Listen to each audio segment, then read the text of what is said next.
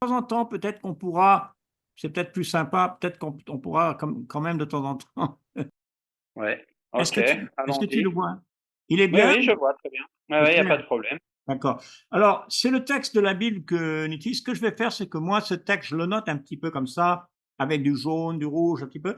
Et le texte, quand il sera terminé, quand on aura fini le cours, je donnerai ce texte avec toutes ces notes aux étudiants, tu vois, pour eux, d'avoir un petit peu des références comme ça. Donc, vous n'avez pas besoin de le noter.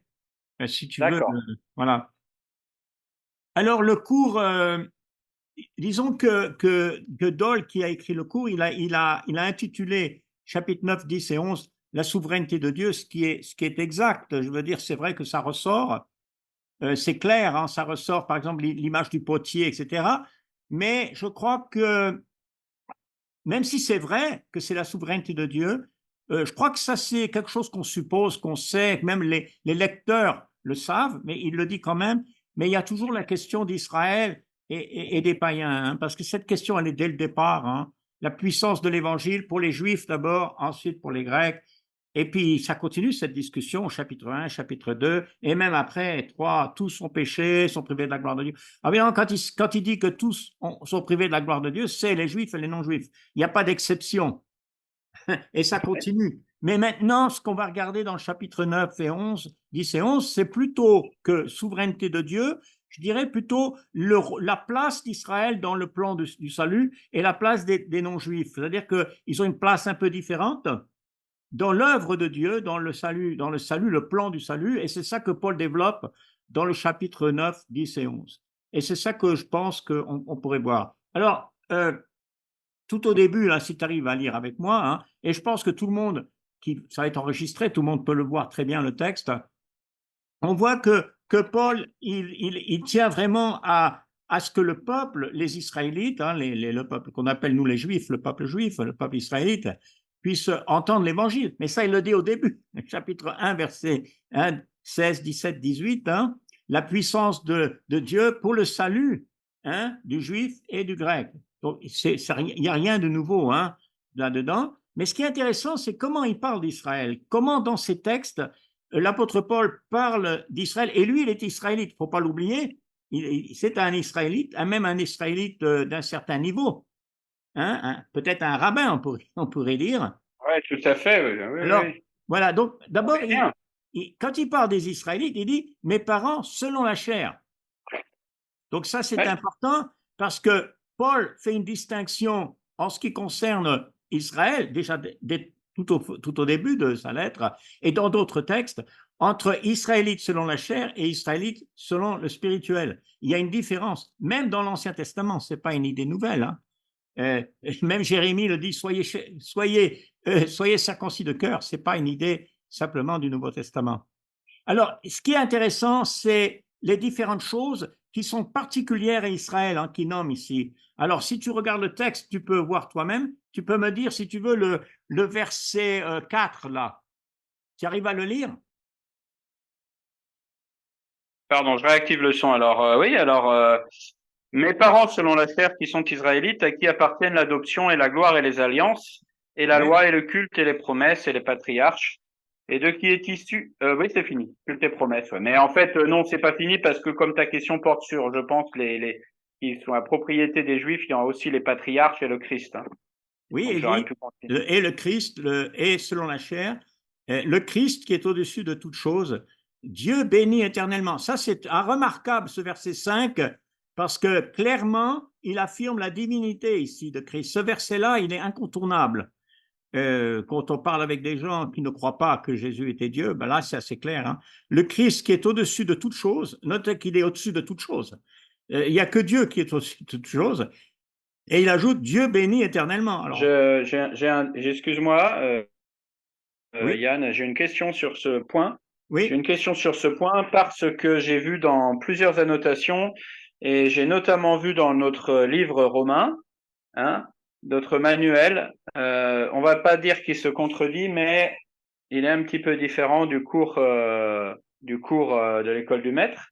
oui. Euh, donc, je vais te lire un petit peu mes notes, D'accord, hein. d'accord. Oui, Euh, oui.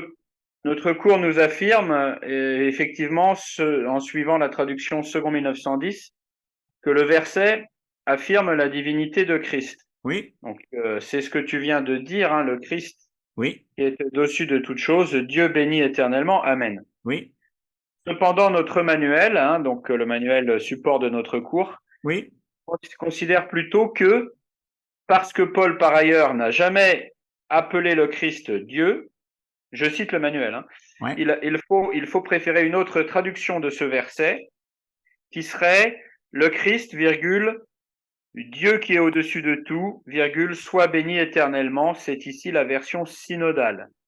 Oui, la synodale dit ça, mais Ouais. si tu veux, Alors, même si la synodale, c'est pas vraiment, le sens n'est pas réellement différent, simplement qu'il a placé le mot Dieu à cet endroit-là, juste après la virgule, mais le fait qu'il y a une virgule, le fait qu'il n'y a pas un point avec une phrase nouvelle, hein, déjà, pourquoi mettre Dieu ici à ce niveau? Je pense que ce qui est important, c'est pas ça, c'est l'idée que qui est au-dessus de toute chose.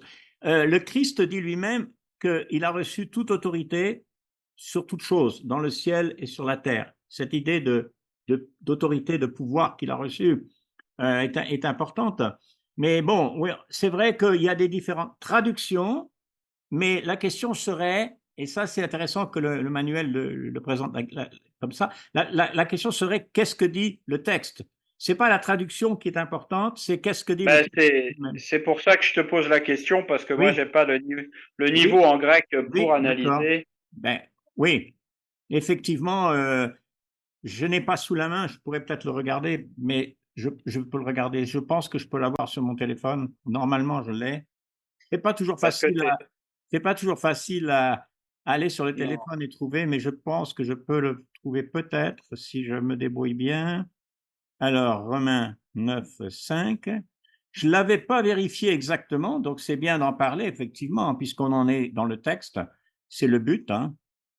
Alors, Romains chapitre 9, pardon. Voilà. Parce que Oui, j'ai noté que dans d'autres traductions, on avait vraiment d'autres traductions, oui, et notamment d'autres traductions qui proposent les deux oui, alternatives. oui, Euh, oui, j'ai c'est par, vrai. D'accord, j'ai par exemple la Nouvelle Français courant qui nous propose vraiment quelque chose de différent, avec un point, justement. Donc, d'accord. et en proposant que Dieu qui est au-dessus de tout soit béni pour toujours, Amen. Mais dans ses notes, elle précise bien qu'il y a effectivement l'alternative et qui est qu'on pourrait traduire comme la seconde 1910 ça traduit. Donc elle propose quand même les deux possibilités. Du Alors, coup, le texte, si tu veux, grec, il est assez clair et je pense que si on voit le texte en grec, on voit qu'il y a une affirmation claire de la divinité du Christ. Bon, c'est vrai qu'il n'y a pas, non, il n'y a pas dans les originaux, si tu veux, de virgule, des choses comme ça, mais c'est sous-entendu, on sait qu'est-ce que le texte dit, hein. Alors, si tu veux, euh, donc parce que si tu veux, dans Romains, et ça, il faut revenir à ça au départ. Dans Romains, il y a le Christ selon la chair, c'est tout au début de Romains 1, versets 1 et 2, et il y a le Christ selon l'esprit. Je ne sais pas si tu te souviens, il est très oui. déclaré fils de Dieu. Fils de Dieu et Dieu, c'est pareil. Mmh. C'est important D'accord, de le oui, oui. comprendre, d'accord? Alors Non, ici, non, mais je compte. alors Alors, fils de Dieu, attends, fils de Dieu et pardon. Christ, c'est pareil. Fils de Dieu et Oui, Christ, d'accord. c'est pareil, d'accord? Alors, Ouais. quand il dit Christ, il faut bien comprendre quand il dit Christ. Alors, il dit Christ, ok, dans le texte grec, hein, selon la chair, hein, kata sarka, selon la chair.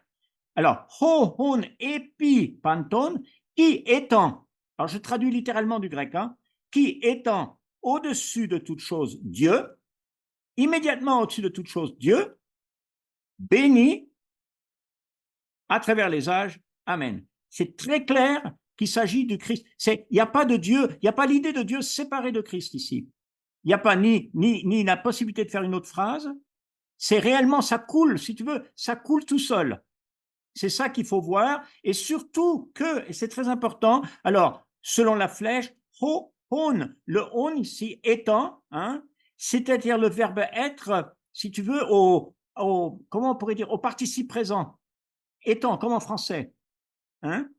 Le on ici, c'est étant au-dessus de toute chose, Dieu. Alors, c'est vraiment encore plus clair en grec, étant au-dessus de toute chose, Dieu. Et qui peut être au-dessus de toute chose? Dieu. Donc, si c'est même le grec, littéralement, est beaucoup plus clair même, parce que tu vois, là, il met de qui est issu de la chair, le Christ, virgule, qui est au-dessus. Il n'y a pas qui est au-dessus dans le grec. Ça, c'est le français qui met ça. Il aurait pu traduire le Christ étant au-dessus de toute chose, c'est plus fort. Tu vois? Ce participe présent, il est beaucoup plus fort. D'ailleurs, pour rentrer dans la technique, je dirais que c'est un participe présent substantivé. Ça veut dire qu'il utilise l'article pour faire un substantif à partir du verbe. Donc, le substantif, le participe présent, c'est ron, étant. Le étant, c'est-à-dire l'article indique que c'est lui. Et c'est ce qu'on appelle un participe présent substantivé. Là, moi, je reviens à mon grec, si tu veux, mais je ne voulais pas entrer trop là-dedans, mais c'est important quand même de le dire. Et je crois que réellement, c'est une affirmation du Christ en étant, du Christ et fils de Dieu, Dieu. On peut pas, si tu veux, on pourrait séparer l'idée, mais on ne peut pas vraiment, du point de vue biblique, on revient toujours à Christ qui est parfaitement humain et parfaitement divin. Et tu sais, cette question a été discutée pendant les premiers siècles de l'Église, mais on a vite compris qu'il s'agit d'un Christ parfaitement humain et parfaitement divin. Et on ne peut pas moitié-moitié. C'est pas un Christ à moitié divin et à moitié humain. Tu vois? Voilà l'idée. Mais bon, c'est vrai que c'est très bien la question et on peut la discuter. Mais ce qui est important dans la traduction, tu peux me relire la synodale, je ne l'ai pas devant moi. Allô? Oui, tu peux me relire la synodale, je ne l'ai pas devant moi. Je sais pas si tu m'entends souvent. Moi, Je peux arrêter le. Ah, il y a Wilson qui arrive. Je peux appeler le share. Je peux arrêter le partage, peut-être pour voir si ça aide. Voilà. Est-ce que ça aide d'arrêter le partage? peut-être, ouais, un petit peu. Là, on dirait que ça va, mais Ça peut aider. ouais. Bon, alors, si tu veux, je revenais à cette idée que dans le grec, si tu veux, lui étant, hein, lui étant au-dessus de toute chose, Dieu bénit éternellement. Ça coule. C'est pas, il n'y a pas de coupure possible, si tu veux. C'est une seule phrase et ça revient. C'est pour ça que j'ai dit, ça revient à l'idée du départ de la lettre. Christ, fils de David selon la chair, déclaré fils de Dieu par l'Esprit, par sa résurrection. Donc, c'est un peu ça. Voilà Wilson qui est là. Mais bon, c'est des bonnes questions, ça, sur le texte. C'est pour ça que On est coupé à on regarde nouveau. le texte. Voilà Wilson. C'est pour ça qu'on regarde le texte. Alors, est-ce que tu m'entends là maintenant, Paul? Allô? Il y a Wilson qui est là. Est-ce que tu m'entends, Wilson? Oui, je vous attends. Ça peut être peut-être mon micro, parce que j'ai un micro. Peut-être que le micro Non, n'est non, pas pas. du tout. C'est vraiment la connexion. Hein. Ah, d'accord, L'image ok. est figée, c'est bloqué, donc. C'est pas moi la faute. Ben Non, écoute, non, pas du tout. on va quand même, ce qu'on va faire, c'est que moi, je vais enlever ça là. On va quand même essayer de revenir. Est-ce que vous voyez le texte là? D'accord, on voit le texte. D'accord. Oui. Bon, alors, Alors, on ne va pas rester trop là-dessus, bien que c'est une très bonne question hein, que tu Non, alors, nous présentes. Yann, c'était juste pour clôturer, pour conclure. Oui, vas-y. C'était pas pour en faire, disons, une critique de la divinité du Christ. C'était Oui, juste pour oui, que je n'utilise pas un argument oui, contestable, si tu veux, un verset contestable. oui. Voilà. Mais il n'est pas, parce que tu vois, si tu regardes de près la synodale, il y a une petite différence parce que ça va dépendre de l'ordre des mots. Mais comme je dis, c'est une phrase fluide. Il n'y a pas de Très possibilité bien. d'en faire deux phrases. Et je crois que c'est très clair. Et comme je t'ai expliqué, comment je veux dire, le présent, le participe présent du verbe, on ne fait pas ça en français. Hein. Non, non, j'ai compris. Hein. T'as J'ai compris, compris. voilà, voilà, Il est lié au, c'est il ça. est lié au sujet précédent qui est Christ. Voilà. C'est ça, hein. Et là, il n'y a pas vraiment possibilité de se tromper. Bon, il y Très aura. bien. D'accord.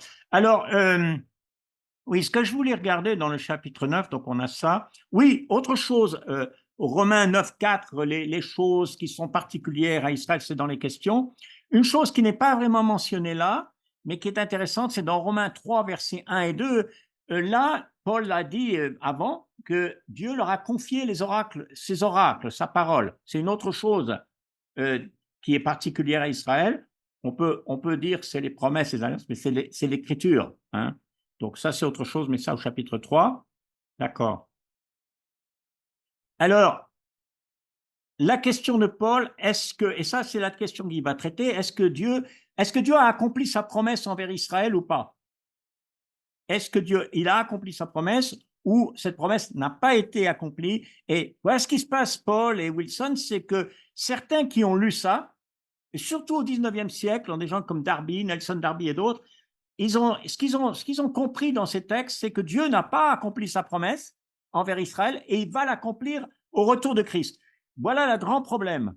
Et à mon avis, il n'y a rien de ça dans ces textes. Ce n'est pas un texte eschatologique, ce n'est pas comme Thessaloniciens ou autres, c'est pas un texte qui parle de l'avenir, c'est un texte qui explique la place d'Israël et la place des non-juifs, la relation de Dieu avec Israël et la relation avec les non-juifs. Qu'est-ce que Dieu a fait avec Israël? Comment Dieu, on pourrait dire, a choisi ce peuple? Dans quel but? Dans quel but il a choisi? C'est ça l'idée. Hein. Alors, ce qui est très important, c'est le verset 5. Si tu regardes, verset 6, pardon, il dit, regarde ce qu'il dit. Ce n'est point que la parole de Dieu soit restée sans effet, car tous ceux qui descendent d'Israël ne sont pas Israël. Qu'est-ce que tu sur Darby et tout ça, mais je retrouve pas le passage. Le verset 6 est très important parce que regarde ce qu'il dit. Ouais. Ce n'est point à dire que la parole de Dieu soit restée sans effet. C'est-à-dire, bon, est-ce que Dieu a été fidèle ou pas à Israël? Parce qu'il dit, car tous ceux qui descendent d'Israël ne sont pas Israël. Qu'est-ce que tu comprends par ça? Parce que tous ceux ne sont pas Israël. C'est que le premier Israël, on parle qui descendent de Jacob, et le deuxième Israël, on parle de l'Israël du cœur, l'Israël de Dieu, comme on dit parfois. Bon, l'Israël, c'est aujourd'hui des rachetés qui sont pas forcément des descendants physiques du peuple d'Israël. C'est ça, et exactement. Et ça, il le dit plusieurs fois, de plusieurs manières. Hein. Donc, pourquoi on peut dire que la parole de Dieu s'est accomplie envers Israël? C'est que tous les Israélites, pas automatique. Qu'est-ce que ça demande, Wilson? Du point de vue de ce que Paul écrit dans Romains, même déjà avant, qu'est-ce que Dieu demande du juif?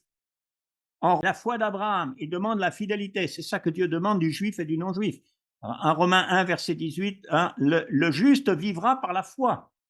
Tous ceux d'Israël n'ont pas forcément la foi. C'est la condition. Alors, c'est conditionnel, la relation avec Dieu. D'accord? C'est conditionnel. Mais avec le calvinisme et avec Calvin, on entre dans une compréhension des choses où, dans un sens, il n'y a pas de condition. C'est l'élection qui est importante, la prédestination, comme l'appelle Calvin. Et puisque c'est la prédestination, il n'y a pas de condition. On est prédestiné à être perdu ou sauvé. Cette idée-là, elle est fausse. Elle n'est pas biblique. Elle va contre les principes de base de l'anthropologie biblique qui est qu'on est libre. On a le choix. Hein? On a un choix, on a le libre arbitre. Donc, et là, il le montre ici, hein, que c'est le cas. Alors Paul va développer cette idée d'un choix, comment on pourrait dire, d'une fidélité et d'une appartenance à Dieu qui ne dépend pas de l'homme, qui dépend de sa foi, mais pas le fait qu'il est physiquement descendant d'Abraham. Alors, regarde comment il prouve ça. Il dit, en Isaac sera nommé pour toi une postérité. Alors, en quoi ça explique que ce n'est pas simplement la postérité d'Abraham? Parce que Isaac, il n'était pas le seul qui est venu d'Abraham. Qui d'autre est venu d'Abraham? Qui d'autre est descendu d'Abraham? Ismaël. Hein? Ismaël. Ismaël, bien sûr. Voilà. Et Ismaël, est-ce que c'est Ismaël qui était choisi pour être le peuple, pour accomplir l'œuvre de Dieu? Non. Bien sûr. Bon, non, alors ce qui se passe, Paul, et si d'autres vont entendre, c'est que avec Calvin, ce qui s'est passé, on va le voir plus tard, c'est qu'on a utilisé ces chapitres 9, 10 et 11 pour parler du salut, comme si Dieu avait sélectionné certains pour être sauvés et d'autres pour être perdus. Ce n'est pas de ça qu'il parle. Il parle qu'il a sélectionné Abraham d'abord, et ensuite il a sélectionné Isaac. Ça veut dire que c'est Dieu qui décide comment il va utiliser les descendants d'Abraham. Ce n'est pas les hommes qui décident. Et c'est important ça dans tout le raisonnement de Paul. Et il dit d'ailleurs, ce n'est pas les enfants de la chair qui sont enfants, mais que ce sont les enfants de la promesse qui sont regardés comme postérité. C'est-à-dire que tout le monde ne peut pas se dire israélite parce que Dieu a choisi Abraham, ensuite il a choisi Isaac, puis il a choisi Israël, ainsi de suite. Et même plus tard, il a choisi David pour être celui qui allait représenter le Messie. Le Christ vient de David, il ne vient pas de n'importe quelle tribu d'Israël, il ne vient pas de Lévi, il ne vient pas d'ailleurs, il vient de David. Il y a toujours une choix de Dieu pour son œuvre, mais ce n'est pas une question de salut. C'est là où les problèmes se posent. C'est là que la prédestination ne joue pas parce qu'il ne parle pas du salut. Il parle de qu'est-ce que Dieu va faire avec Israël pour accomplir son plan de salut qui est pour tout le monde, pas pour les élus seulement, mais pour tout le monde. D'accord? Voilà, et donc il Oui, continue, d'accord. basé sur la Genèse, hein, la parole de la promesse, je reviendrai cette même époque, Sarah aurait un fils, c'est bien, d'accord? Et il dit, il en fut ainsi de Rebecca, qui conçut d'un seul homme, Isaac, notre père. Et Isaac, pareil, d'accord? La même chose. Quoique les enfants n'étaient pas encore nés, ils n'étaient pas faits ni bien ni mal, afin que le dessein d'élection de Dieu subsiste sans dépendre des œuvres par la seule volonté de celui qui appelle. L'aîné sera assujetti au plus jeune. Voilà. Alors, encore une fois, Paul, il parle du rôle d'Israël, comment Dieu va mettre à part ce peuple pour être dans son plan, pour être ceux qui va apporter le Messie. Il ne parle pas du salut individuel des gens, alors que souvent les gens lisent ces textes de cette manière, mais ce n'est pas de ça qu'il parle, si tu regardes bien. Alors pourquoi il dit l'aîné sera assujetti au plus jeune? Qu'est-ce qu'il y a de bizarre là-dedans? Qu'est-ce qu'il y a de pas normal pour l'époque? Est-ce que c'était l'aîné qui est assujetti ou c'est le plus jeune? Est-ce que c'est l'aîné qui a autorité ou est-ce que c'est le plus jeune? C'est l'aîné hein, dans des sociétés traditionnelles comme était Voilà. celle Eh ben, voilà. d'Abraham. Hein. Alors pourquoi Dieu il a fait le contraire, tu penses? Pourquoi Dans Dieu... le cas d'Isaac et d'Ismaël, Ouais, oh bah là c'est très clair. L'enfant de la promesse c'est Isaac. oui, Ismaël c'est l'enfant je dirais des machinations si je puis dire. On dirait oui, pardonne-moi le d'accord, terme d'accord, de Sarah qui donne sa servante Agar pour que ouais, Abraham puisse avoir un fils. Mais d'accord, c'est pas du tout ce que Dieu a promis. Dieu a promis un enfant à Sarah, qui en arrive d'ailleurs hein, dans la Bible. Hein, d'accord. donc, Bon, maintenant, quand on voilà. parle de Rebecca, on parle de Jacob et Ah non, tu es Ésaü. avec Rebecca. Oui, verset 12. Ah pardon, excuse-moi. Tu es Et avec voilà, les deux voilà. jumeaux. Mais Tu es avec Ésaü et Jacob. voilà, alors maintenant, Pardon, Ésaü, excuse-moi. Ésaü et Jacob ou Israël, là, c'est encore spécial, c'est-à-dire que Dieu va contraire aux coutumes, on peut dire. Dieu Oui, va oui, tout à contraire fait. aux coutumes. Pourquoi Dieu va contraire aux coutumes? Dieu va contraire aux coutumes. Bon, Pourquoi? Hein? selon moi, Dieu pouvait aimer Jacob, pécher à Haïssa Esaïe, qui n'a jamais, qui n'a jamais connu le péché. Non, mais là, pour l'instant, on parle du verset 12. On ne parle pas de j'ai aimé Jacob, j'ai haï Ésaü. On parle du verset 12. Le verset 12, c'est l'aîné sera assujetti au plus jeune. Dieu a décidé ça alors que ça va contraire à la culture. Pourquoi? Il y a une raison simple. Pour Dieu voulait montrer que ce n'est pas une affaire humaine. Ce n'est pas basé sur la culture humaine. C'est basé sur Dieu qui fait ce plan, qui agit selon son plan. C'est très important de comprendre ça. Ce n'est pas selon les critères de la culture humaine. Et oui, on peut pas. Ce problème-là de la culture, on peut l'amener jusqu'à aujourd'hui parce que les gens voudraient que Dieu agisse selon leur culture, souvent. Mais Dieu n'agit pas selon notre culture, il agit selon sa volonté. Tu vois la différence, d'accord? Voilà. Alors évidemment, Ah oui, oui. il va citer j'ai aimé Jacob, j'ai haï Isaü. Mais ce qu'il faut noter, c'est que l'aîné sera assujetti au plus jeune, c'est de Genèse 25. La citation, d'accord? Mais j'ai aimé Jacob, j'ai haï Ésaü, c'est pas de la Genèse, c'est de Malachie. Hein? C'est de Malachie. Alors, c'est pas la même chose. C'est pas pareil. D'accord? Parce que Malachie, il parle de Ésaü, il parle de Édom.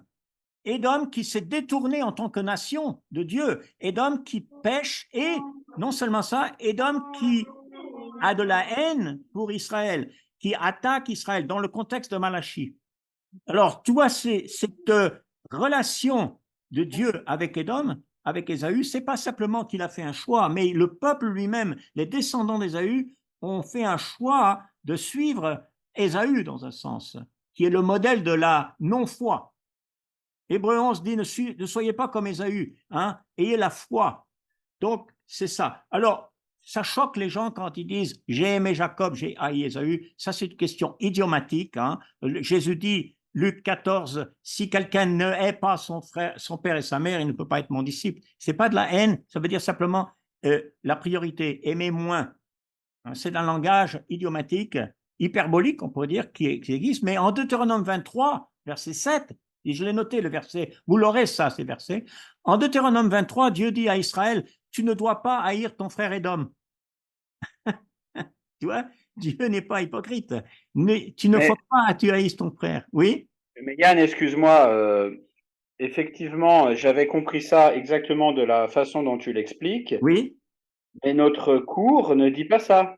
Oui, parce que le... Oui, oui, oui. Et c'est pour ça que j'ai été un petit peu embêté pour répondre à la question justement Oui, qui porte oui, là-dessus. oui. Le Ouais, cours de l'école du maître nous dit ouais, justement que ça ne ouais, veut pas dire aimer moins.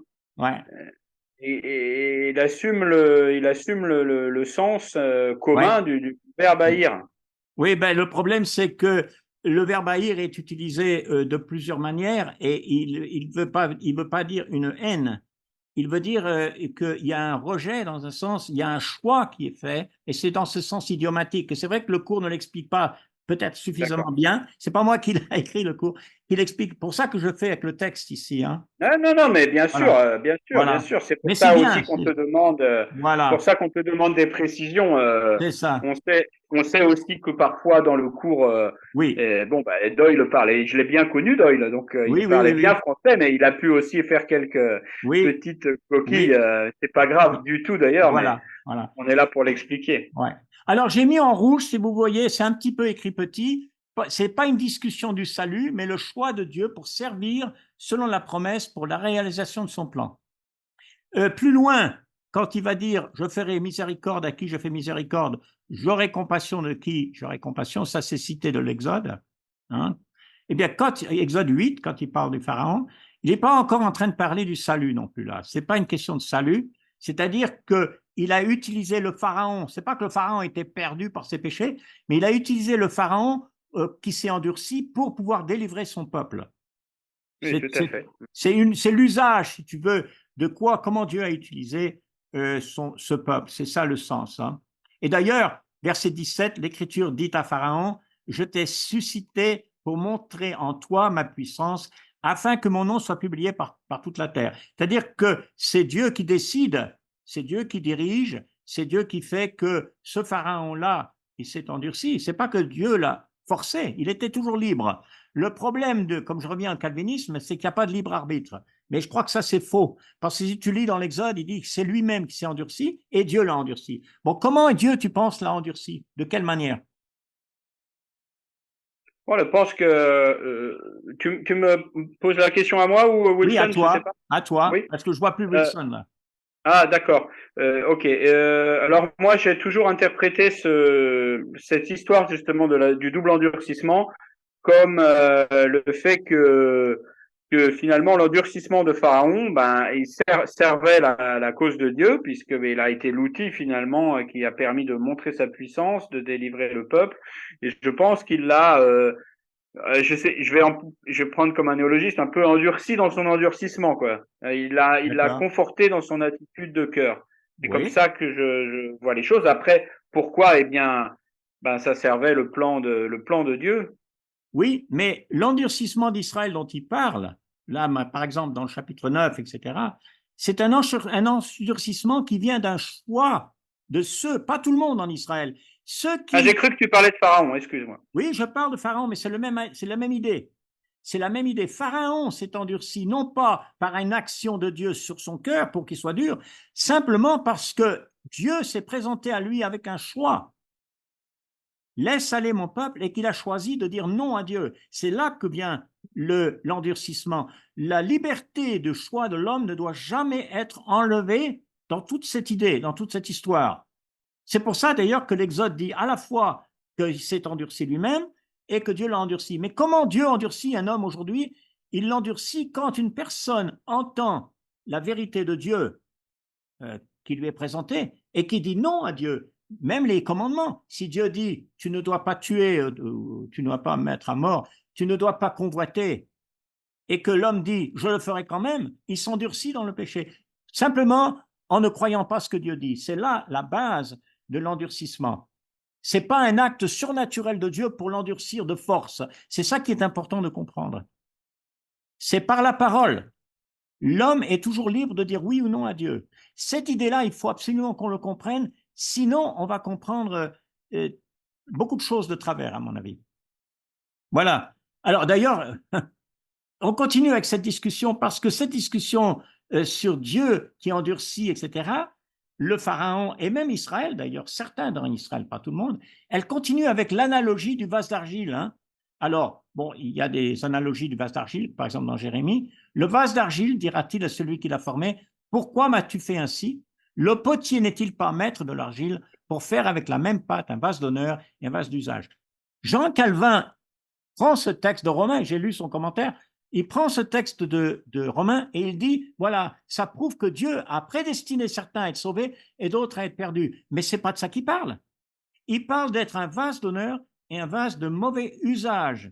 Bon, il parle de l'usage du vase. Il ne parle pas du destin. Il parle que Israël a été, ceux qui se sont endurcis ont été utilisés d'une certaine manière et ceux qui ne sont pas endurcis d'une certaine manière. Alors, comment l'endurcissement de certains Israélites a été utile? Dans le sens, et il va l'expliquer après, où, comme ils se sont endurcis, eh bien, cet endurcissement a amené, pas tout le monde, a amené la mort du Christ, mais cette mort du Christ, par contre, permet le salut des non-juifs.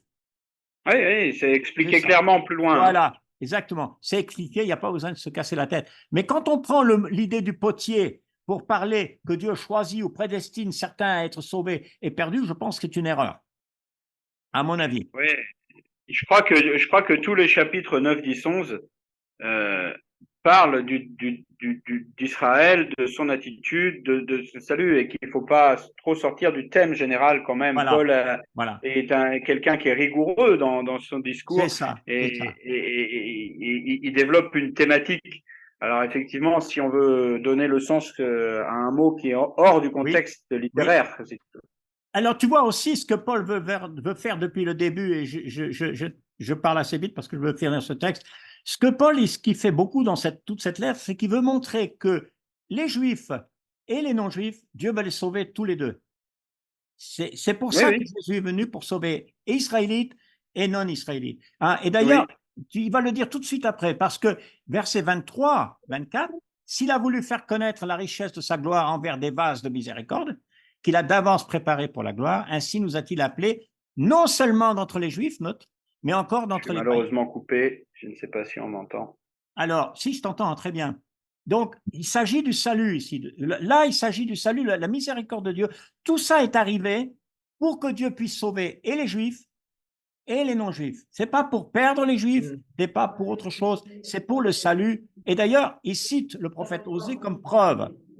Il aurait pu citer des dizaines et des dizaines de textes qui parlent du salut de tous les peuples. Osée, j'appellerai mon peuple celui qui n'était pas mon peuple, ma bien-aimée celui qui n'est pas bien-aimé. Ah, c'est incroyable. Dieu s'intéresse aux autres peuples, il veut les sauver aussi. D'accord? Et puis, il continue en citant Ésaïe 10, verset 22. Alors là, il dit clairement une chose très importante. Il dit, c'est pas tous les Israélites qui vont automatiquement, qui sont bien avec Dieu. C'est pas automatique parce qu'on est descendant d'Abraham. Il l'a dit avant. On l'a regardé dans le texte. C'est pas ceux qui sont selon la chair. Alors il le prouve en citant Ésaïe 10, 22. Quand le nombre des fils d'Israël serait comme le sable de la mer, un reste seulement sera sauvé. Ah bon, ça va. On sait que ce n'est pas automatiquement tout Israël. Je dis ça parce qu'il va dire plus loin que tout Israël est sauvé. Et je vais expliquer ce que ça veut dire. C'est important parce que Darby, si tu veux, Nelson Darby, qui a une grande influence au milieu du 19e siècle, il a enseigné qu'avant le retour du Christ, tous les Juifs vont se convertir. Tous. Et qu'ils vont tous devenir chrétiens et que ça va signaler la venue du Christ. Il n'y a rien de ça dans le Nouveau Testament, il n'y a rien de ça dans cet épître. Ça, c'est inventé de toutes pièces, si tu veux. Mais en plus, ça contredit exactement ce que dit la Bible. Un reste seulement sera sauvé. Bon, c'est clair. Hein. D'ailleurs, il confirme cette idée en citant Ésaïe 1, verset 9. C'est tout au début d'Ésaïe. Hein. Si le Seigneur des armées ne nous avait laissé une postérité, nous serions devenus comme Sodome, nous aurions été semblables à Gomorrhe. Pourquoi il dit nous aurions été semblables à Gomorrhe Sodome et Gomorrhe? Qu'est-ce qui est arrivé à Sodome et Gomorrhe? Wilson? Il y avait, dans les Sodome et Gomorre, là, il y avait beaucoup de péchés. Oui, Il y mais avait d'accord, aussi, oui, il y avait beaucoup de choses qui n'ont pas pleuré aussi notre Dieu oui. à l'époque, selon Et qu'est-ce qui leur est l'œuvre arrivé? d'Isaïe. Qu'est-ce qui est arrivé à ces peuples? Il y avait la punition de Dieu envers les humains. Est-ce qu'ils ont disparu complètement? Non, non, Si, il n'a pas disparu ils ont été complètement. totalement détruits. Oui, oui, il avait détruit le monde vis-à-vis de leurs péchés. Voilà. Donc, Sodome et Gomorre, c'est pas un peuple, c'est pas des gens qui ont survécu. Mais par contre, Mm. Israël, si Israël, il n'y avait pas eu un reste fidèle, ils auraient été détruits pareil. C'est ça qu'il est en train de dire. Si le Seigneur ne nous avait Effectivement. pas laissé une postérité, nous serions devenus comme Sodome et nous aurions été Et semblables à Gomorre. Gomorrhe. Ça veut dire qu'il n'y aurait plus d'Israël aujourd'hui. Mais il y a un Israël même aujourd'hui de nos jours parce qu'il y a eu des fidèles. Mm. Mm. Pas parce qu'ils sont forcément descendants d'Abraham, mais parce que parmi ces descendants d'Abraham, il y en a qui sont fidèles à Dieu, qui ont un cœur. C'est Mm. ça l'idée. C'est ça. Et c'est pour ça que Israël ne pourra pas être détruit parce qu'il y a des fidèles. Il y a un reste.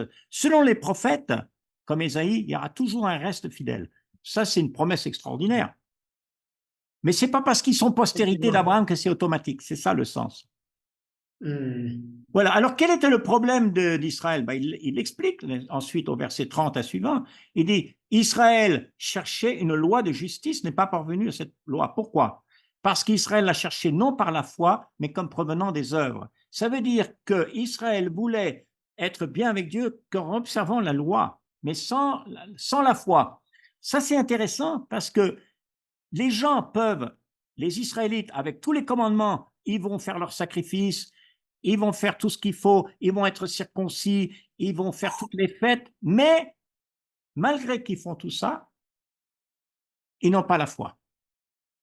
C'est Mm. ça le problème.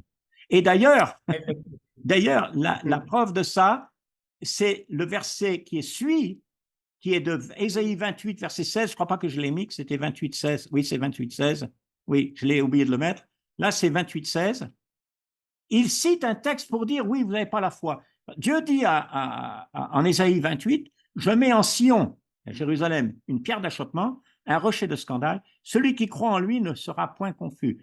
Vous, Israélites, et Ésaïe parle à cette époque, vous devez mettre votre confiance en Dieu. Arrêtez de mettre votre confiance dans l'Égypte, arrêtez de mettre votre confiance dans autre chose, mettez votre confiance en Mm. Dieu. Ça, c'est le message d'Ésaïe.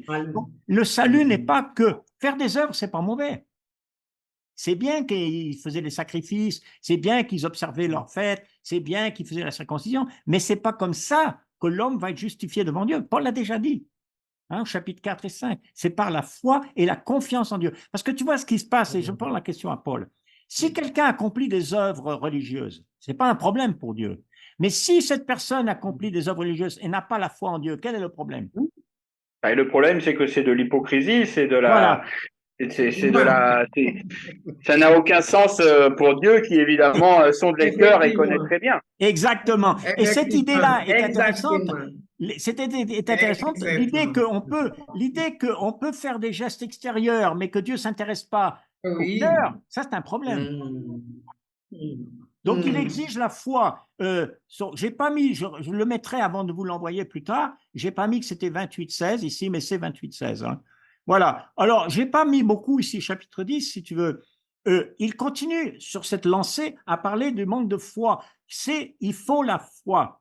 Alors, une chose que je voudrais dire, quand il dit les œuvres, Paul n'est pas en train de dire il faut rien faire. Là, encore, il y en a qui ont interprété ça de cette manière. Quand il parle des œuvres, il parle de ceux qui font les œuvres de la loi, mais qui s'appuient là-dessus sans foi. Parce qu'il faut agir.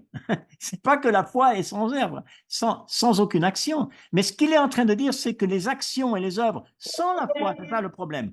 C'est ça le problème. Dieu n'est pas contre des œuvres. Dieu n'est pas contre qu'on garde les 10 commandements. Je sais pas. Non, mais ce qu'il est contre, c'est qu'on fasse des gestes extérieurs, mais qu'il n'y a pas de cœur. D'ailleurs, quel est le plus grand commandement, Wilson? Le premier commandement que Dieu nous a laissé, Oui. c'est il C'est faut quoi? aimer ton Dieu. Comment? Aime Dieu de...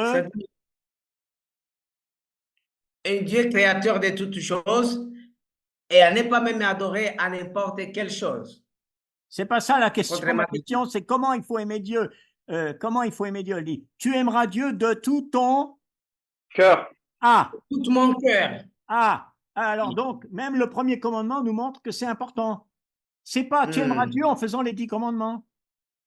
Tu aimeras Dieu en offrant des sacrifices. Tu aimeras Dieu en allant au pèlerinage. Non, tu aimeras Dieu en aimant de tout ton cœur, de toute ton âme De et de tout tout mon ton cœur. corps. Alors là, ça change. De tout mon cœur et de toute mon âme. Voilà. Eh bien, ça n'a pas changé ça. Ce que Paul y discute ici, c'est pas nouveau. C'est dans les prophètes. C'est même dans la loi. Le premier grand commandement, Deutéronome chapitre 6, c'est le premier commandement d'ailleurs dans le Deutéronome.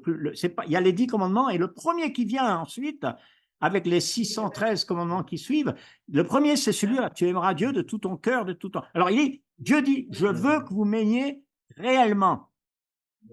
Je veux pas d'hypocrisie. Oui, oui. Alors, si tu veux, on va pas aller trop là-dedans, mais il dit, Moïse définit la justice qui vient de la loi, l'homme qui mettra ces choses en pratique vivra par elle. Encore une fois, c'est pas que Dieu est contre qu'on mette en pratique. La Bible nous dit de mettre en pratique. Mais le problème, c'est de croire qu'on aura la vie spirituelle, on aura le pardon si on observe certains commandements, parce que ça marche pas.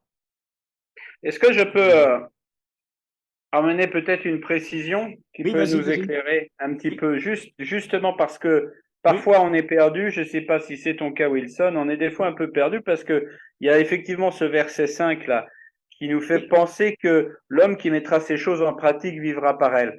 Oui. Moi, je crois, pour avoir médité un peu l'ensemble des 3 chapitres, tu me Oui. diras, Yann, si mon raisonnement Vas-y. est acceptable.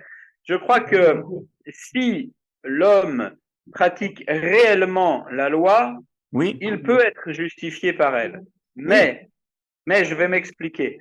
Oui. Je ne parle pas uniquement de l'aspect extérieur de cette loi. Je parle effectivement de toutes les attitudes de cœur, toutes les pensées, toutes les arrière-pensées. Et effectivement, c'est là où Paul peut affirmer tous sont péchés et sont privés de la gloire de Dieu. C'est peut-être qu'il y a... Voilà, c'est ça. Et je crois que c'est important de le souligner parce que sinon, on pourrait se dire, attends, ça veut dire que si vraiment quelqu'un a vraiment complètement respecté la loi, il peut être sauvé. Oui, mais en réalité, on comprend par notre nature humaine que ce n'est pas vraiment possible parce que on est tous victimes d'une mauvaise pensée, on est tous victimes d'un désir ou d'une voilà. Donc on le sait. Donc c'est la nature de l'homme. Donc on va pas dire que Aaron était différent ou que d'autres étaient différents. C'est aussi la nature de la justice divine, si tu veux, parce que Dieu, pour qu'on soit juste devant lui, il faudrait avoir accompli tout sans péché. Il n'y a qu'une seule personne qui a vécu sans péché dans le monde. C'est qui? C'est Christ. Voilà. Personne d'autre. C'est clair. Même pas Marie, hein, qu'on dit qu'elle est née sans péché. Mais bon, tout le monde a... Je crois que c'est pour ça, on va un peu trop loin, après je te laisse revenir parce que je sais que le temps est compté, mais je crois que c'est pour ça que Christ dit, même si vous commettez un adultère dans votre cœur, c'est un adultère. C'est qu'il explique bien que c'est pas seulement les actes, c'est aussi toutes nos pensées. Et ça prouve bien que dans ces cas-là, on peut pas être sauvé par la loi. Et il faut lire Matthieu 5, hein, il faut lire Matthieu 5, vous avez entendu dire tu ne commettras pas de meurtre, et moi je vous dis si tu te mets en colère contre ton frère. Voilà. Oui, vous avez entendu dire ne commets pas d'adultère, mais si tu regardes une femme avec convoitise, tu as déjà commis adultère. Donc c'est ça, effectivement. Effectivement, c'est biblique.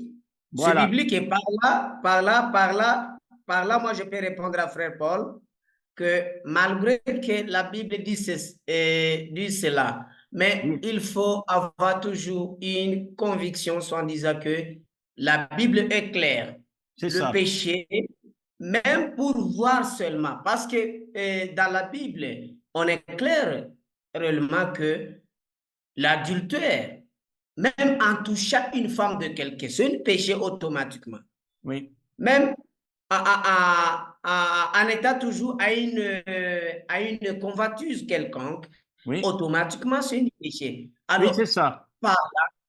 Par là, et c'est pourquoi la question de notre frère bien-aimé Yann, a été bien répondu vis-à-vis de cette intervention de votre part, malgré que les humains, mais nous allons la foi en Christ. C'est C'est par ça. la foi que nous vivons, c'est par Oui, la foi, c'est là où nous sommes en train de réagir et de voir aussi les œuvres palpables. C'est oui. par la foi d'abord.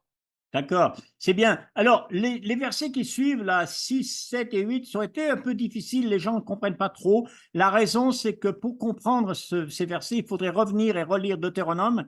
C'est du Deutéronome chapitre 30. Si tu veux, quand il dit « Ne dis pas en ton cœur qui montera au ciel ou qui descendra dans l'abîme », c'est-à-dire que quand Dieu donne la loi, à la fin du Deutéronome, c'est la loi, le Deutéronome, quand il donne la loi, il dit « Écoutez, la loi, vous l'avez, il n'y a pas besoin d'aller la chercher au ciel ou sous la terre, vous l'avez, elle est devant vous, à vous de l'écouter et de le faire. » Donc, ça veut dire qu'elle est accessible. Hein, parce que qui va monter au ciel? Personne. Qui peut aller dans l'abîme? Personne. Alors, c'est pour ça qu'il dit ça. Et ce qu'il fait, c'est un parallèle avec l'œuvre du Christ. C'est-à-dire que le Christ est venu, il nous a donné une révélation claire. De même que la loi, c'était clair, voilà ce que vous devez faire, voilà comment vous devez vivre, c'est important. L'œuvre de Christ est claire aussi. L'évangile, c'est pas quelque chose de compliqué, c'est quelque chose qui est à notre portée, c'est ça qu'il est en train de dire.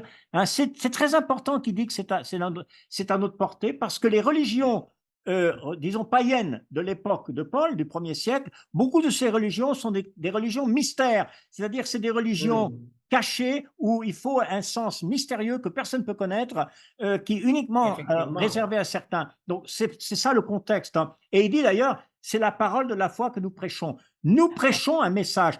Et il dira d'ailleurs dans le même chapitre, on ne peut pas avoir la foi s'il n'est pas prêché ce message.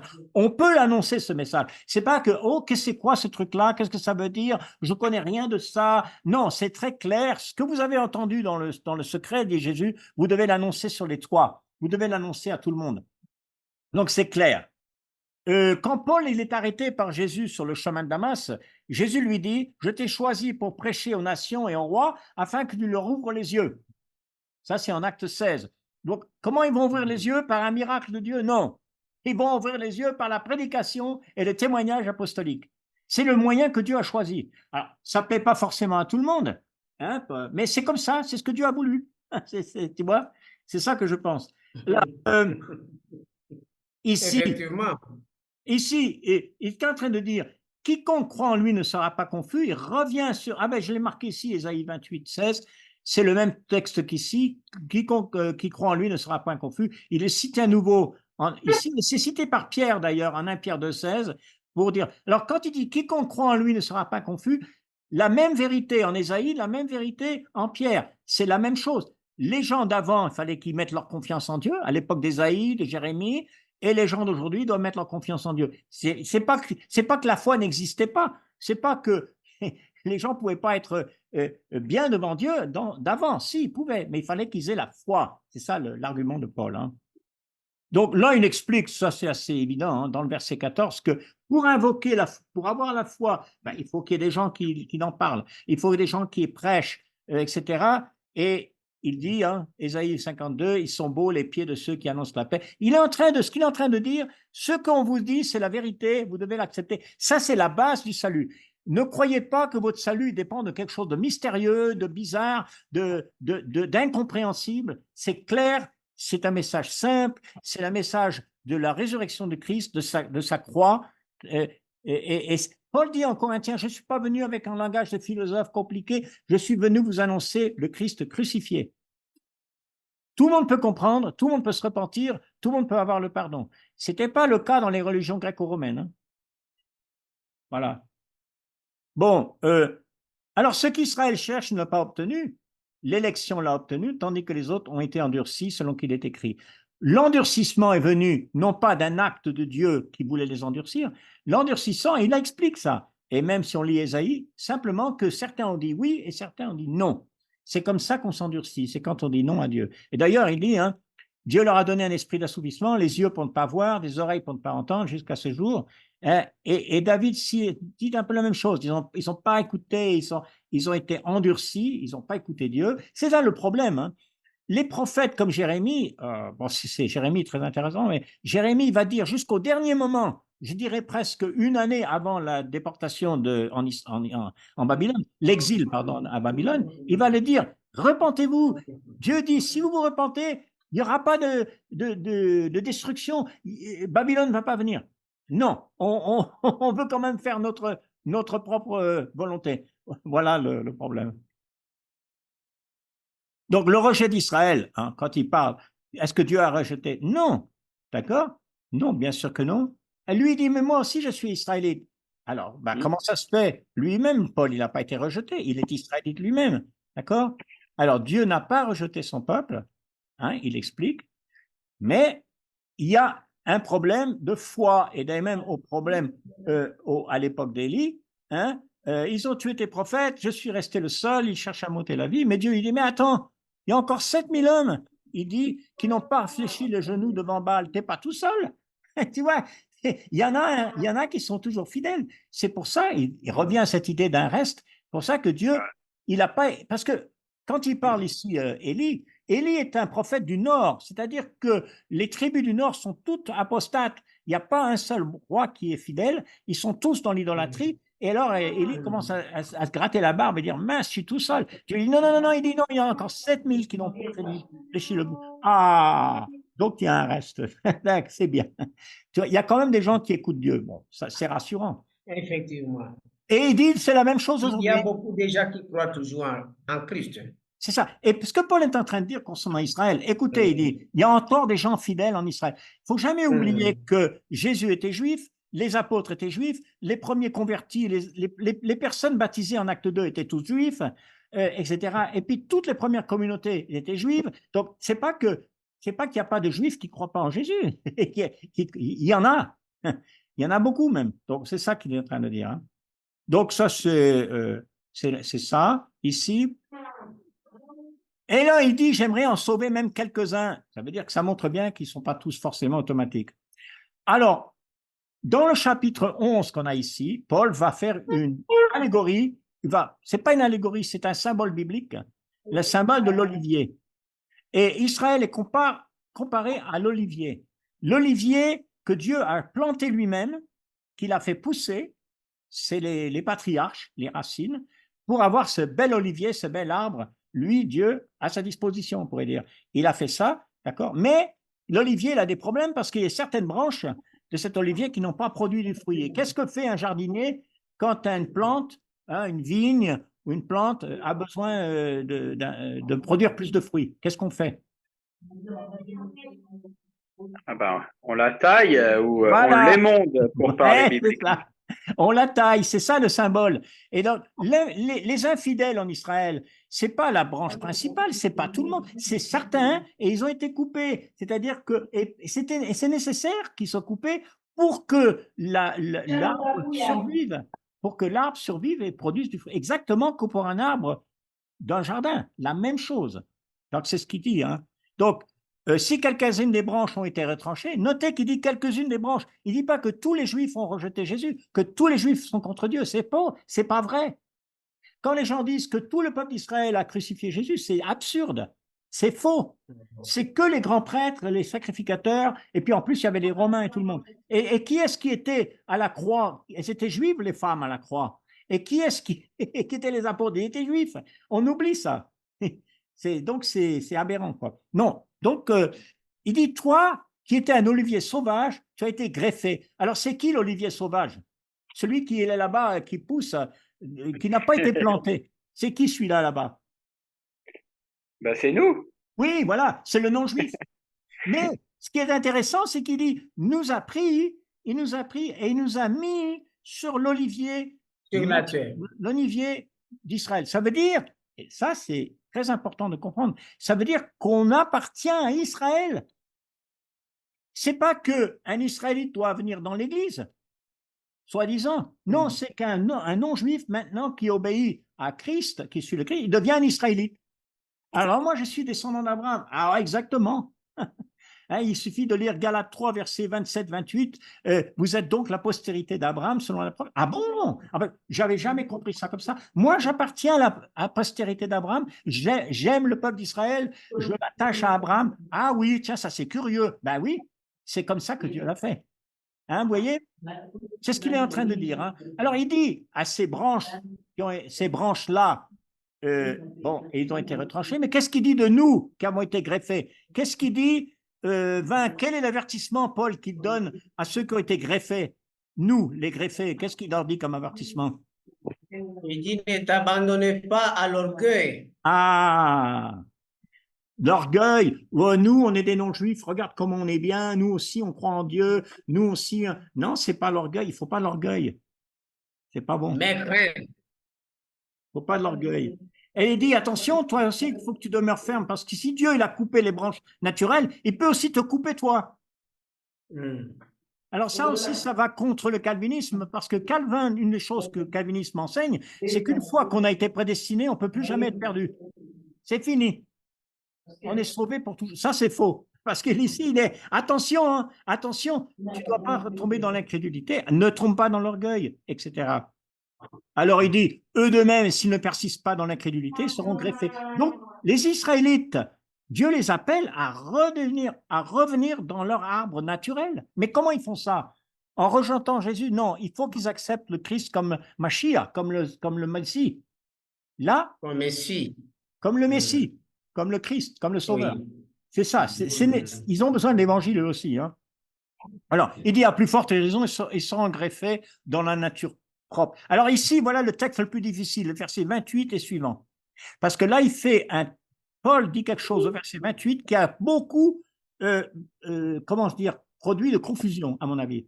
Alors, je ne veux pas que vous ignorez ce mystère, afin que vous ne me regardiez point comme sages. Un endurcissement partiel est arrivé à Israël jusqu'à ce que la totalité des païens soit greffée, et ainsi tout Israël sera sauvé.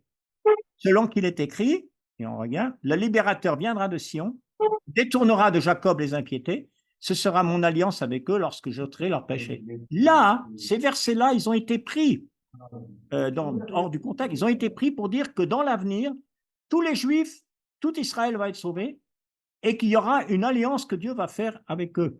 Le problème de ça, c'est que cette promesse d'Ésaïe, Ésaïe 59, 20, le libérateur viendra de Sion, il détournera de Jacob les impiétés, ce sera mon alliance avec eux lorsque j'ôterai leurs péchés. Cette alliance, elle est faite. Il n'y a pas d'autre alliance qui va être faite. La nouvelle alliance qui était promise, elle est déjà faite. Elle n'est plus à faire. Mais ces gens-là qui enseignent comme ça, ils disent, ah non, il y aura encore une autre alliance qui va être faite. Je ne vois pas laquelle. Je connais que deux alliances, celle avec Israël, dans l'Ancien Testament, avec Moïse, et la nouvelle alliance par le Christ. Donc, soit que c'est un problème.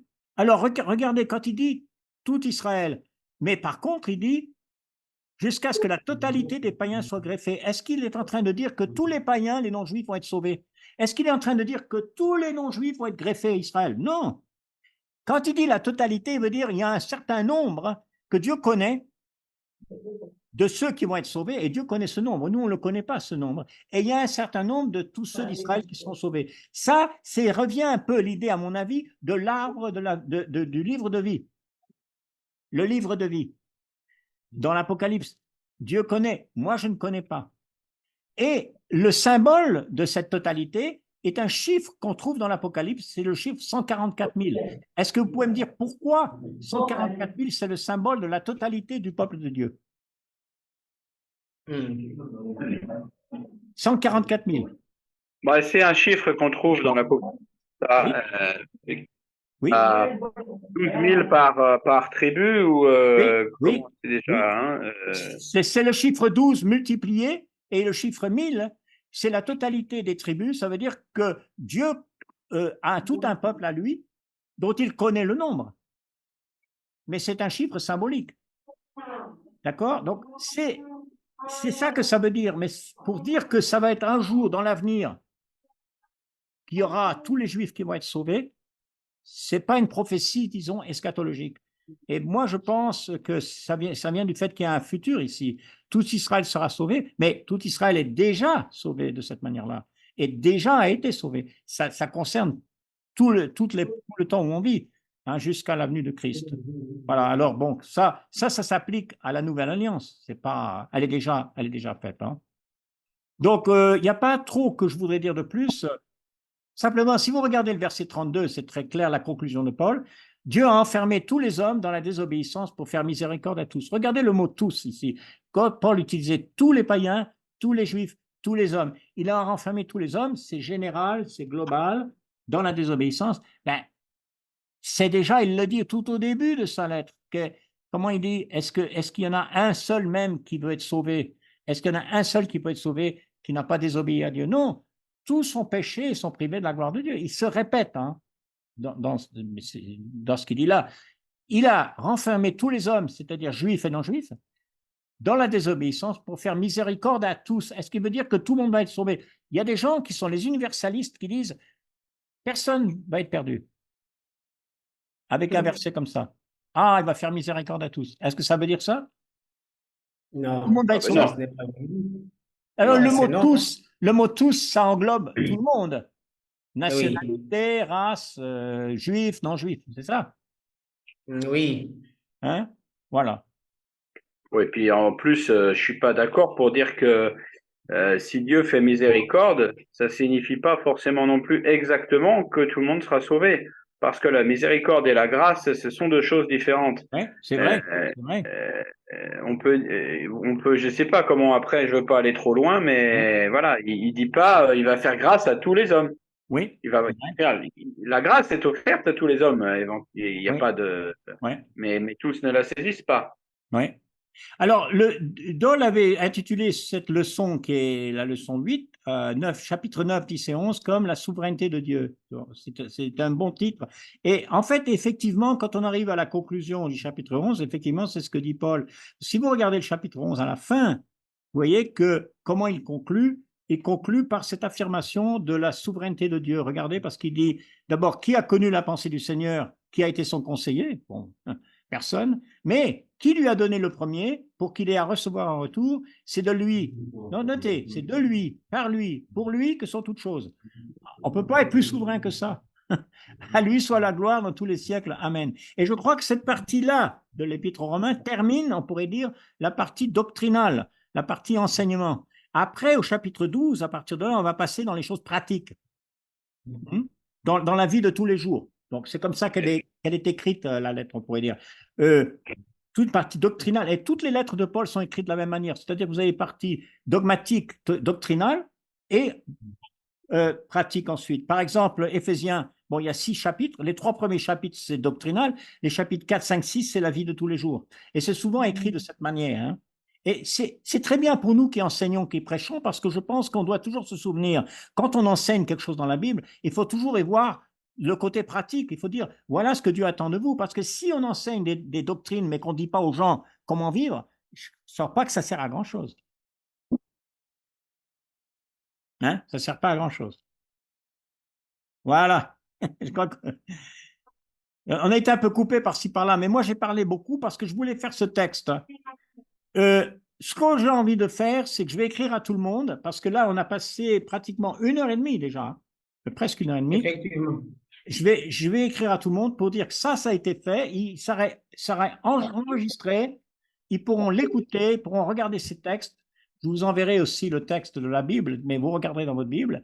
Et ensuite, j'ai envie, quand on reprendra le cours, de faire les questions. Alors, le problème, c'est que ça retarde beaucoup puisqu'on n'est que 3. Moi, on ne peut pas faire tout aujourd'hui. Ce que j'aurais voulu faire, c'est les questions qui devaient être préparées.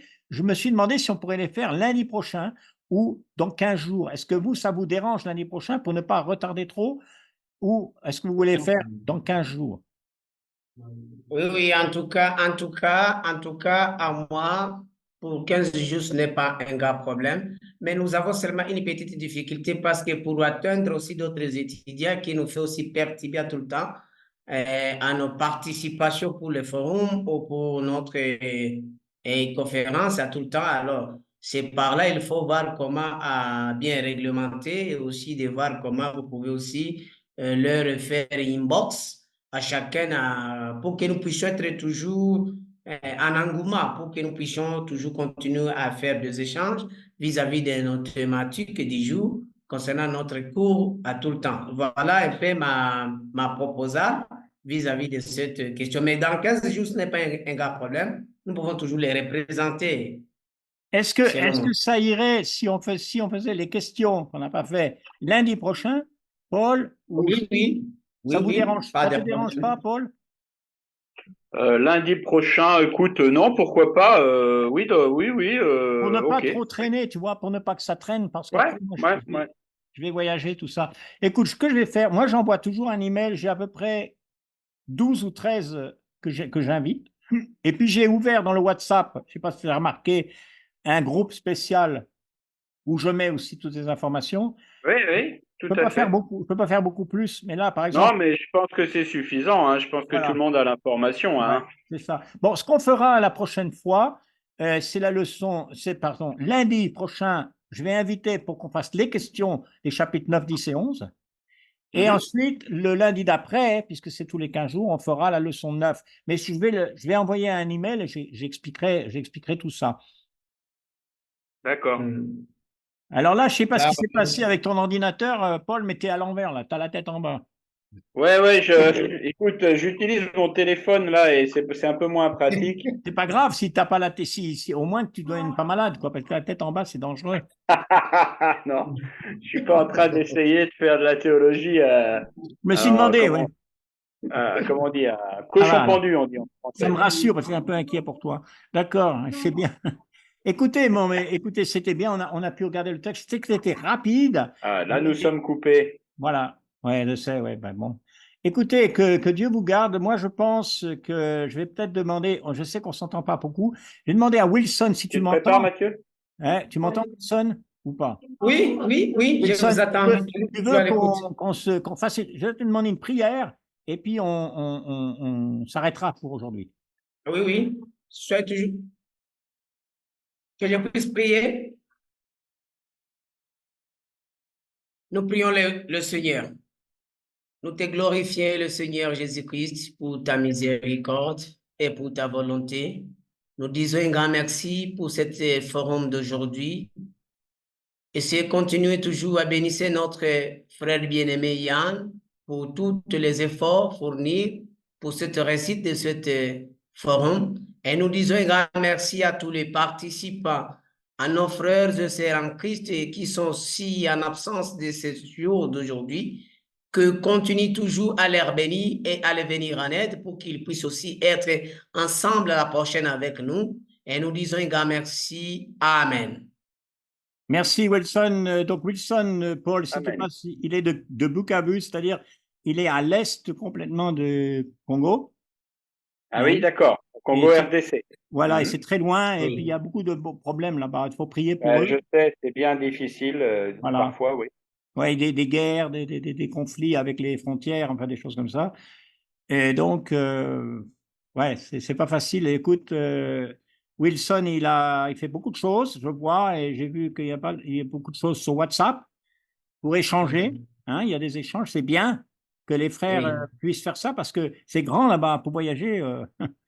D'aller d'un côté à l'autre, c'est grand. Hein. Donc, il faut prier pour eux. Ils ont beaucoup de courage pour leur Mhm. travail, parce que la situation elle est dangereuse en plus là-bas. Il y a des. Effectivement. Voilà, Effectivement, la situation est totalement très dangereuse c'est avec ça. les frontières de nos voisins Ouais, et encore des problématiques de moyens financiers, tout ouais, cela. ouais, ouais, Nous demandons même à frère Paul Vergnade aussi de prier pour l'église de Bukavu, ouais, de ouais, prier aussi pour l'avancement de l'œuvre de Dieu à Bukavu parce que nous avons une grande difficulté avec nos différentes problématiques de guerre ici à l'est de la RDC ouais, qui ne nous permettent pas à bien effectuer tout le travail de l'œuvre pour la gloire de Dieu. ouais, ouais, Voilà un peu, ma recommandation à chacun et ouais, aussi de continuer à plaider pour l'avancement de l'œuvre de Dieu ici à ouais, Bukavu,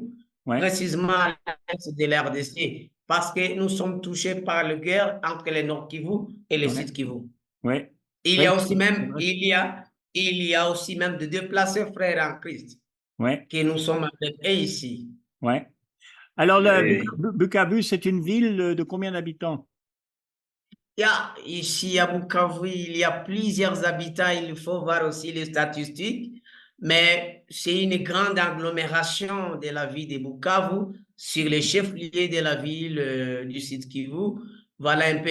Mais il y a beaucoup, beaucoup de problématiques vraiment, et Ouais, surtout dans notre congrégations de l'Église du Christ et Church of Christ, il Oui. faut toujours continuer à plaider et à Oui. venir en aide et Oui. même à prier pour l'avancement Oui. de Il l'œuvre faut, de Dieu. Parce que Ouais. Oui, Paul? moi, je reçois par mes pages Facebook ou par WhatsApp beaucoup de demandes d'aide des églises francophones, Ouais. eh que ce oui, soit au Congo, que ce soit au Mali. Et Oui. je constate que les églises anglophones sont beaucoup soutenues par les églises du Christ, Ouais. notamment des États-Unis. Ouais. Et il faut que tu saches, cher frère Wilson, que les moyens financiers des églises américaines n'ont rien à voir avec les toutes petites églises Ouais. du Christ qu'il y a en France. Ouais. Et c'est Ouais. vrai que, honnêtement, si on avait de C'est si vrai. grandes communautés, on aurait de grosses collectes. Oui. Et c'est sûr qu'on pourrait, Oui. entre guillemets, sponsoriser, comme on dit, hein, Ouais. mais véritablement, il y a, et je ne sais pas, et on a un travail à faire peut-être entre francophones, Oui. parce que je trouve qu'il n'y a pas beaucoup de coordination Ouais. et il n'y a pas beaucoup de projets. effectivement. Et je trouve que les églises francophones, les églises du Christ francophones sont vraiment les parents pauvres de Ouais. l'entraide un peu. Ouais. Et j'en ai conscience, vraiment, oui, j'en ai vraiment Ouais. conscience, Wilson. Ouais. Mais en fait, on n'a pas du tout de structure, un peu comme Healing Hands, par exemple, Ouais. qui travaille avec les églises du Christ américaines et Ouais. qui fait beaucoup de choses. Et j'ai regardé, elles font des choses uniquement dans les pays anglophones. Oui, J'ai ben oui, regardé bien sûr. toute leur Effectivement. Oui, oui, oui, et oui, oui, oui, oui, oui. j'en ai Par là, conscience, oui, c'est difficile. C'est difficile, à part la oui, formation à distance. Tu Ouais, Paul vois, a par raison, exemple, hein. Paul a raison, moi, c'est, ouais. je connais bien l'Afrique, tu sais, j'ai fait des missions au Kenya, en Ouganda, et malheureusement, aujourd'hui, j'aurais vraiment à cœur de venir aider, d'apporter ne serait-ce que du matériel, de faire le tour, voilà, d'apporter des échanges aussi, tout simplement. Mais on n'a pas les finances. J'ai Ouais. pas les finances, Ouais. C'est vrai. on n'a pas les structures. Ouais. C'est vraiment un sujet de prière pour le monde francophone. Ouais. Il a raison, c'est oui, bien. Ouais. oui, oui, effectivement, c'est par là que moi, c'est par là moi aussi, j'en profite aussi et d'intervenir vis-à-vis de l'intervention des frères Paul. Effectivement, dans les églises francophones dans l'Afrique centrale, vraiment, nous Ouais. avons J'en ai une conscience. grande problématique parce que c'est un champ missionnaire un peu totalement délaissé. Comme vous venez Tout à aussi fait. d'épingler là-bas, il n'y en a pas la coordination. Il Mm. n'y en a pas l'avancement des choses, chacun se débrouille selon ses démarches, chacun se débrouille selon ses compétences vis-à-vis de l'avancement ou de la croyance par la foi de la parole de Dieu vis-à-vis de l'évangile selon l'Église du Nouveau Testament, selon les nouvelles heures. Alors c'est par là qu'il y a tout le temps, si nous plaidons, si nous parlons, parce que parfois, nous échangeons avec beaucoup de personnes qui nous parlent des non-avancements de l'Église du Christ francophone par rapport à l'Église anglophone, parce que dans l'Église anglophone, il y a quand même des œuvres qui se voient, il y a quand même des avancements, mais nous, en tant que l'Église francophone, rien comme avancement de l'œuvre de Dieu vis-à-vis dans les cadres humanitaires ou même dans les cadres évangéliques. Voilà un peu les problématiques que nous avons et c'est pourquoi tout le temps, si nous les parlons, même les églises ou des grandes congrégations au niveau des États-Unis interviennent, mais ça ne parvient pas aussi à répondre favorablement parce que ici, chez nous, en Afrique centrale, vraiment rien comme des réalisations. Mais nous avons essayé quand même de changer avec le prédécesseur missionnaire qui avait passé ici dans l'Afrique centrale, francophone. Par exemple, le frère de fait Doilki, à qui moi, j'ai dit d'abord, paix à son âme. J'ai travaillé avec lui, mais il avait quand même de bonnes idées pour l'avancement de l'œuvre de Dieu, pour voir comment aussi intervenir, puisse voir aussi comment plaider en notre faveur pour que l'Église du Christ francophone puisse aussi être visible sur le terrain, sur leur champ missionnaire, francophones. Voilà mon intervention que moi je peux pousser à cette intervention de frère Paul. Et aussi à ne pas oublier, il faut avoir une coordination bien coordonnée pour que nous puissions avoir cette communication entre les uns et les autres et pour que nous puissions bien avancer pour l'avancement de l'œuvre de Dieu dans le champ missionnaire de l'Église du Christ francophone. Oui, c'est bien, c'est vrai, c'est vrai. Tout ça, c'est faut prier pour tout ça, hein, que le Ah Seigneur oui, oui. suscite. D'abord, suscite aussi des conversions, parce que c'est très difficile, un pays comme la France, qui est anti-chrétien à fond. La France n'est pas un pays chrétien, hein. C'est pas parce qu'il y a des cathédrales. C'est un pays qui est contre la foi et c'est très difficile même d'amener une personne à la foi. Donc, on peut le faire. Dieu peut grandir cette église. Je suis persuadé qu'il y a beaucoup de personnes en France qui ont envie de connaître, mais c'est un travail très difficile. D'ailleurs, c'est plus difficile qu'en Afrique même. Hein. Donc, je veux dire, et même en Suisse, tous les pays, ces pays-là, le Québec, c'est encore pire, c'est beaucoup plus difficile encore, mais je veux dire, il ne faut pas perdre espoir, et tout ce que tu dis est vrai, parce que Dieu peut accomplir de grandes choses, même quand on ne voit pas que c'est possible, avec Dieu, rien n'est impossible. Donc, tu as raison de voir grand, tu as raison de nous parler qu'il faut communiquer, qu'il faut coordonner, parce que si on garde ça dans nos prières, Dieu peut susciter beaucoup de bonnes personnes, beaucoup d'églises. La France, ça peut changer comme tout autre pays, la Belgique ou la Suisse. Et je pense à mon avis, qu'en ce moment, d'ailleurs, depuis quelque temps, il y a une sorte de recherche dans les pays francophones d'Europe, une recherche des choses spirituelles. Il y a plus d'intérêt qu'il y avait même il y a quelques années. Enfin, je sais pas, je pense que Paul est peut-être d'accord, mais ce que je le sens comme ça. Et donc, on peut prier pour qu'il y ait plus de personnes qui viennent à Christ et qui puissent donner d'eux-mêmes pour le travail en Afrique, où vous avez tellement besoin, hein, de tous ces projets magnifiques que vous avez, parce que moi, j'ai vu un peu ce que vous faites. Avec très peu, vous faites beaucoup. Donc, ça, Oui, effectivement. je l'ai vu. Effectivement. Et par exemple, moi aussi, j'en profite encore pour la deuxième seconde. Vous voyez, par exemple, moi, je peux en avoir un petit rien, par exemple, pour payer le lieu de culte, mais ça, moi, je le fais pour la gloire du Seigneur. Oui, oui. Mais malgré que je le fais pas pour la gloire du Seigneur, il y a aussi les gens qui mettent leurs yeux envers moi, soit en disant peut-être je gagne des milliers ou des millions de dollars, or rien, mais moi je le fais volontairement pour vrai. montrer l'avancement de l'œuvre de Dieu sur le champ missionnaire francophone vis-à-vis de cette idéologie biblique et par la foi que nous sommes en train de persévérer vis-à-vis malgré des multiples difficultés que nous sommes en train de traverser. Oui, alors, oui. mais nous continuons toujours à prêcher la bonne nouvelle, nous continuons toujours à parler, nous continuons toujours aussi à édifier les uns les autres en tant que de frères et sœurs en Christ dans le même assemblée. Voilà un peu.